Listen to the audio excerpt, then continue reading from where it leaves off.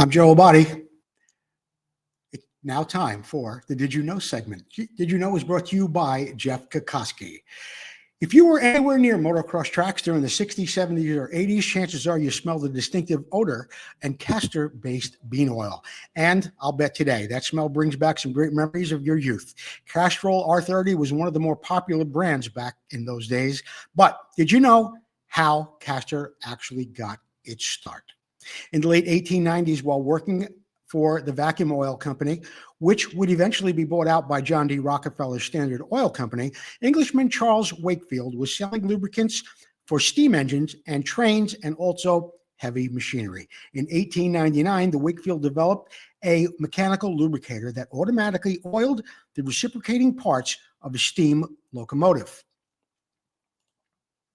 The lubricator used a large reservoir and a number of small eccentric-driven pumps that delivered a precise amount of oil to the moving parts. After obtaining a patent for his lubricator, Wakefield started his own company, called it C.C. Wakefield and Company. The company not only sold the lubricators, but also a range of petroleum-based oil and greases.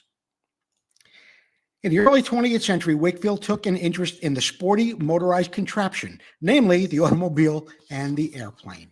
And his company then began to develop lubricants for these new engines, but quickly found out that the petroleum lubricants of the day were not refined enough and were just too viscous, too cold starting, or too thin under extreme conditions. However, the petroleum industry was still in its infancy, and Wakefield realized he stood little chance in convincing the larger oil companies to modify their products. Enter castor oil.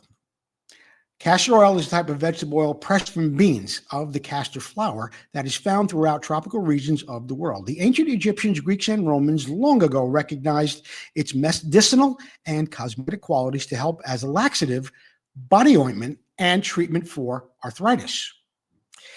But they also used it in oil lamps because of its slow burning characteristics and its unique smell.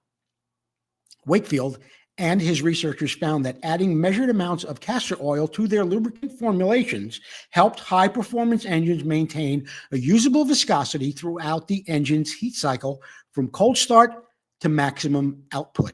Calling the product Wakefield Castor Motor Oil, the oil became an immediate hit among early racers seeking to get the ultimate performance out of their cars and planes. The new oil was even used as a lubricant in the engine of the first transatlantic flight in 1919. Having helped pioneer a new kind of motor oil, Charles Wakefield brought out a new method of getting customers to notice the product as well as sponsorships. The castor name appeared in this colorful green and white and red banners, as you can see here. There were flags at aviation events, auto races, and even at attempts to break land speed records, or any event really that was related to speed and endurance. By 1960, the name of the motor oil had all but eclipsed that of the company's larger-than-life founder, and so C.C. Wakefield and Company became simply Castrol Limited. Although not specifically formulated for two-stroke engines, European factory motocross racers in the 60s and 70s found that castor-based oil worked really well when they would run lean mixtures in their high-performance engines. The most famous was probably Heikki Mikkola when he campaigned in the 500cc World Motocross Circuit aboard his factory Yamaha OW in the late 1970s. Compared to petroleum-based oils, that castor oil worked very well by spreading a thin and even film over metal surfaces. Here's another picture of Heikki right here. However, the ester-based glycerin found in castor oil gives its unique smell, also forms carbon deposits when it's burned at high temperature. This wasn't necessarily an issue for factory racers because the engines were torn down between events, but it didn't find favor for the weekend racer at all. It wasn't until the companies like Klotz and Blenzoil developed purposely formulated synthetic-based oils blended with castor oil in the 70s that sweet-smelling two-stroke oil became familiar.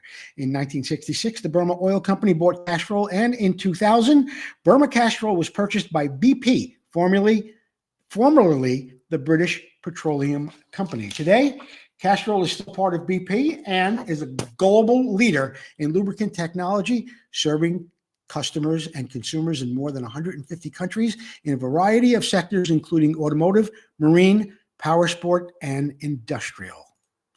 I'm Joe Abadi. That's it. Did you know? Join us next week for another segment of Did You Know?